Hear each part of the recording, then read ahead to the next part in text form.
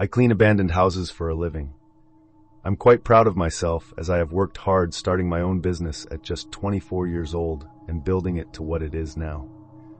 I specifically targeted these types of cleaning jobs as you can charge much more than your average 1 to 3 times per week house cleaning jobs of inhabited homes.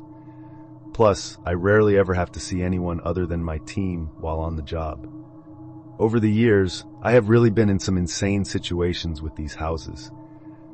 Everything from encountering wild animals to once a deranged squatter taking up residence in the homes I clean.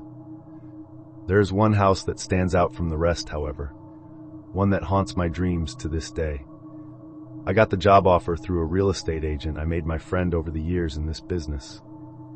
It's a small home, not much clutter left.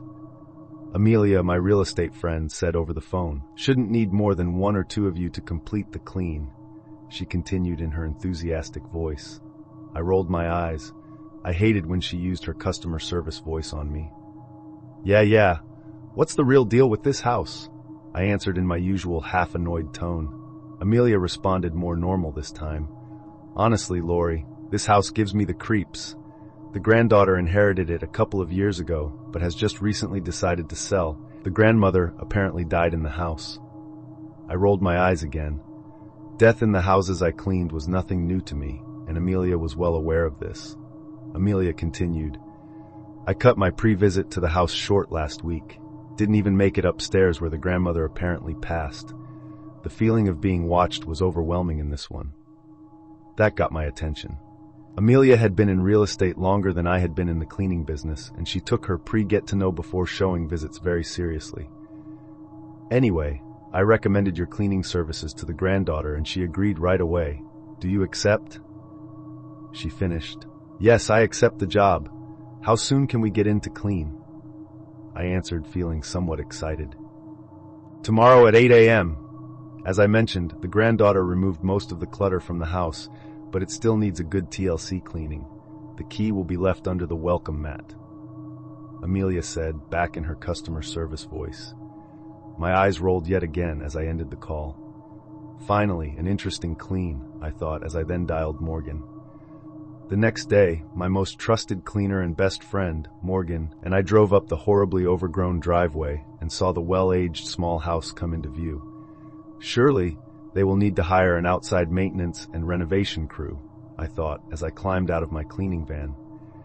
Morgan whistled as we stepped on the small, creaking porch. "You sure just you and I can handle this, Lori?" Morgan asked as I fetched the house key from the weathered porch mat. "If the outside is anything like the inside, we need the whole damn team," Morgan stated as she stood behind me. "Amelia is over the top, but would never underestimate a cleaning job," I answered as I slid the house key into the old lock and turned until I heard the lock give way. I then pushed the door open as it made the usual ominous crick. We were both silent as we stepped into what I assumed was the small living room. The musty smell of a far too long closed-up house filled my nose as my eyes scanned the darkened room. Just as Amelia said, not much was left in the room. A couch took up most of the room on the right. A small wooden coffee table sat directly in front of it, coated in a thick layer of dust. I noticed a few photographs still clung to the walls. "Let's get the supplies from the back of the van and get started," I said over my shoulder to Morgan. "I have dinner plans and want this done long before." A bit later, I was scrubbing the dirty windows of the living room while Morgan opted to start upstairs. "Lori," I heard Morgan call from up the stairs located just behind me. "What?" I called back. It was silent for several minutes as I waited for a response. I felt my aggravation growing as Morgan did not respond.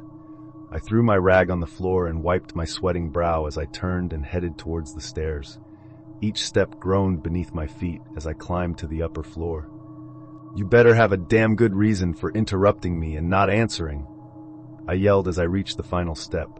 Goosebumps covered my skin when I stepped onto the old wooden floor of the upper level. "Weird," I mumbled to myself as I looked around. The upper level was a small hallway. 2 rooms were located on each side as I peered down the dark corridor. "Morgan?" I called in a softer voice this time. No answer. I slowly headed down the hallway, wishing I had thought to bring my flashlight. I always hated working with no electricity, but it came with the job. I could see the light of day from the open door on the left side of the hall. The other door on the right was closed. As I looked into the open door on the left, I saw Morgan standing still, looking at the bed located on the far side of the room. "It moved," Morgan said in an almost whisper. "Huh?" I answered as I walked in and stood beside her. "The bed, it moved on its own while I was cleaning the floor," Morgan said, still staring down at the bed. I then noticed the bed was crooked now. The bottom was several inches away from the wall, where the top was still flush with the corner of the wall. "Do you see it?" Morgan then said, even softer now. I almost couldn't hear her. Instead of questioning her, I looked down towards the bed that her eyes were glued to. I instantly saw what she was talking about. There was an imprint on the bed, the shape of a body, as if someone was laying on the bed at that very moment. The chills were really covering my body now, and I felt myself actually shivering. It felt like someone was staring up at us directly from the bed. I slowly reached for Morgan's arm and gently pulled her towards me. "Let's go back downstairs. We will finish the bottom floor together," I said, matching her whispering tone. Morgan didn't respond but obeyed my request. The feeling of eyes on us did not leave as we headed down the small hallway to the top of the stairs. I had to fight the urge to run down the flimsy steps. Once we were safely down in the living room, the air somehow felt easier to breathe, if that makes any sense. "What the hell was that?" Morgan demanded, finally sounding more like herself. I ignored that question. "Look, you know I hate skimming on jobs, but let's get this level done and get the hell out of here." I grabbed my cleaning supplies and headed to the next room, which was a small kitchen. Morgan stayed close beside me as we worked in silence, cleaning the sink, counter, and cabinets. We both froze after hearing what sounded like footsteps above us. "Don't," I said in a warning tone as I went back to cleaning dust and mice droppings from the cabinet. Morgan again obeyed and stayed silent as she went back to work on the counter. The footsteps continued moving around above us on and off as we quickly finished in the kitchen. The last room branched off from the kitchen and appeared to be a small office.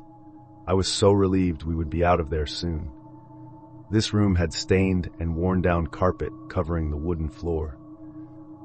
I turned on our rechargeable vacuum, and the loud buzzing sound almost deafened me, but I was glad for it. Working in eerie silence was not normal for us, as we usually chatted and listened to music, but I was too rushed to fool with conversation or a playlist right now. "What the actual hell?"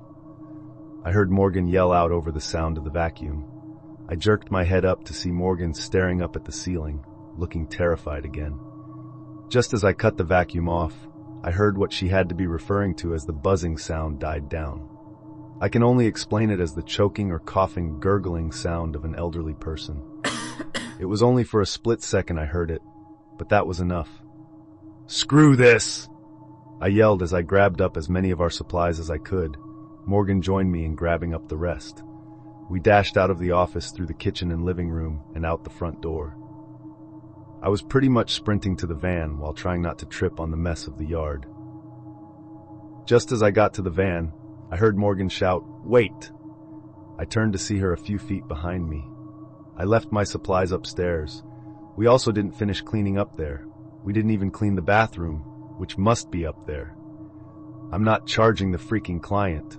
We can buy new, whatever supplies are left. Get your ass in the van." I didn't wait for a response as I jumped into the driver's seat. Morgan hurried and threw the supplies in her arms in the back and slammed the door. I took one final look at the house as she slid into the passenger seat. I couldn't be sure, but it almost looked like someone was peering out of one of the two upper windows. I started the van. Hearing it roar to life was pure heaven in that moment. I floored it out of the driveway and back into town. I later called Amelia to explain the job was not complete and I would not be charging. The granddaughter would have to find someone else to clean that nightmare.